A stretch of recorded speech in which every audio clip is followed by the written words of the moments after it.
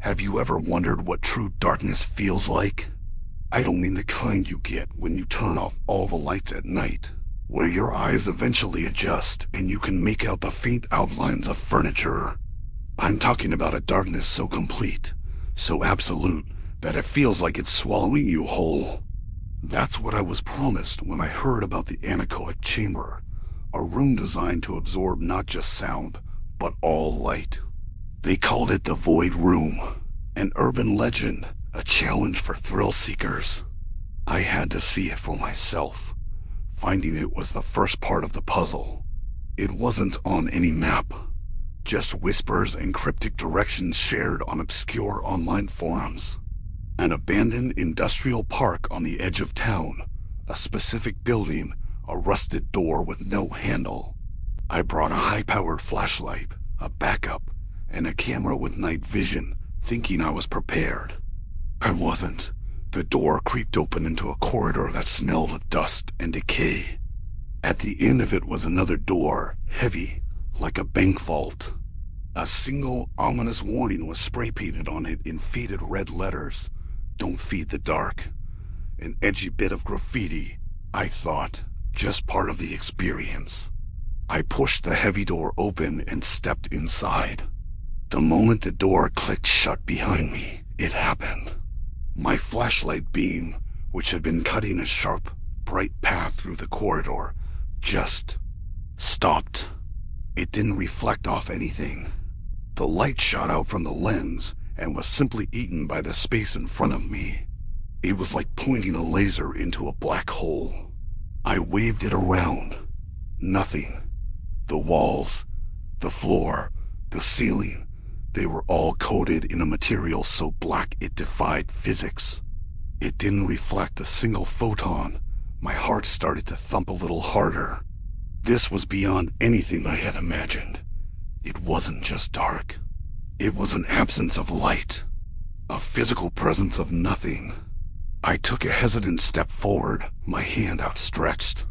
My fingers brushed against a surface that felt bizarre, like velvet made of spikes. It was soft but sharp, and it seemed to drink the warmth from my fingertips. The walls were covered in these strange, pyramidal foam structures, all pointing inward. I tried my camera's night vision. The screen was just a storm of green and black static. Useless. I was truly blind. The only thing I could perceive was the sound of my own breathing, which was suddenly deafening in the silence. It wasn't a true anechoic chamber.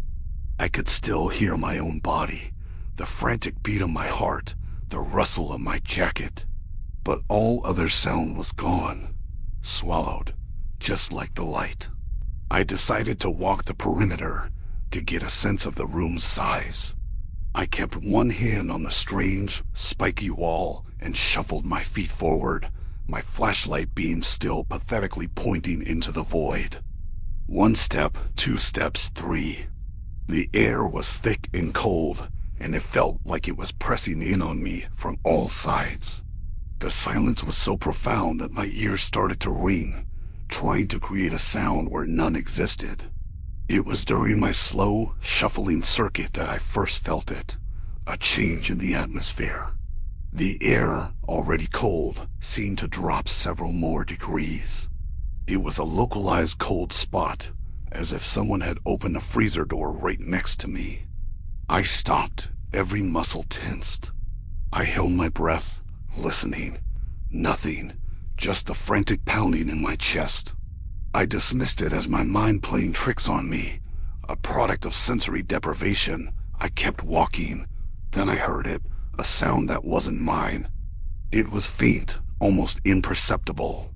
A soft, wet shuffling sound from somewhere in the center of the room. It was slow, deliberate.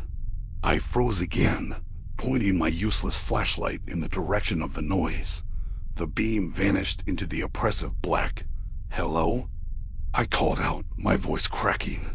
The sound was immediately absorbed by the walls. It felt like I hadn't spoken at all. The shuffling stopped.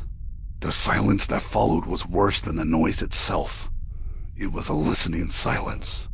I could feel it, Something was in the room with me, and now it knew I was here.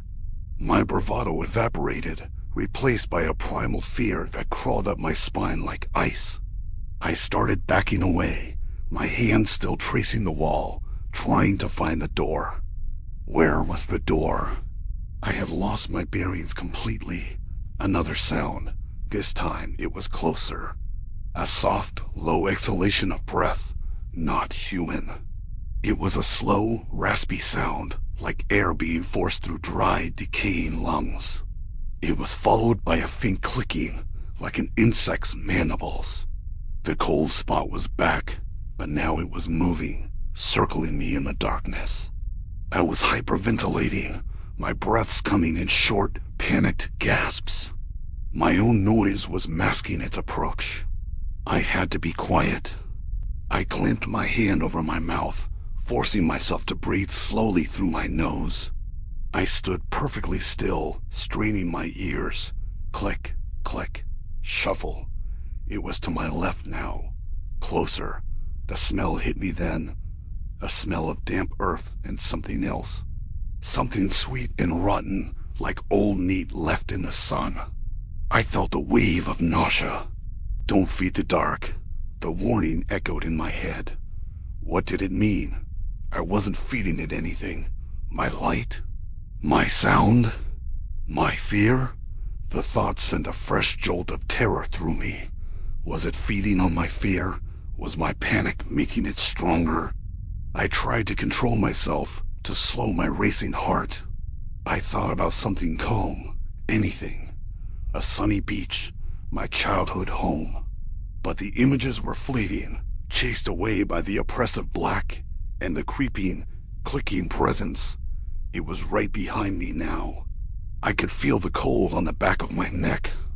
I could feel a pressure, a weight in the air, as if a large mass was displacing the space right behind my head. I didn't dare turn around. I was paralyzed. A sound whispered directly into my ear. It wasn't a word. It was a collection of noises, a chittering, wet static that sounded like 1,000 tiny mouths trying to form a word and feeling. It was the most horrifying sound I have ever heard. I screamed. A raw, guttural scream of pure. The sound was choked off by the walls, but not before I felt a reaction. The presence behind me recoiled. The cold spot vanished. There was a frantic scraping sound, as if something large was scrambling away across the floor and up the wall. I didn't wait. My paralysis broke, and I bolted. I ran blindly, my arms outstretched, crashing into the spiky walls. I scraped my hands, my face, but I didn't care. I just needed to find the door. My hand hit something smooth and cold. Metal. The door. I fumbled for the handle, my fingers clumsy with panic. There was no handle on this side. It was a push bar. I threw my whole body against it. The heavy door swung open, and I tumbled out into the dusty corridor, blinking in the dim light filtering from the boarded-up windows. I scrambled to my feet and slammed the heavy door shut. The click of the latch was the most beautiful sound in the world. I leaned against it, gasping for air, my body trembling uncontrollably. I looked at my hands. They were covered in scratches, bleeding from my impact with the walls. But it wasn't just my blood. On my fingertips was a smear of something thick and black, like tar. It didn't smell like the decay in the room. It smelled of nothing at all. I never went back. I never told anyone the real address. Some doors are meant to stay closed. I still don't know what was in that room.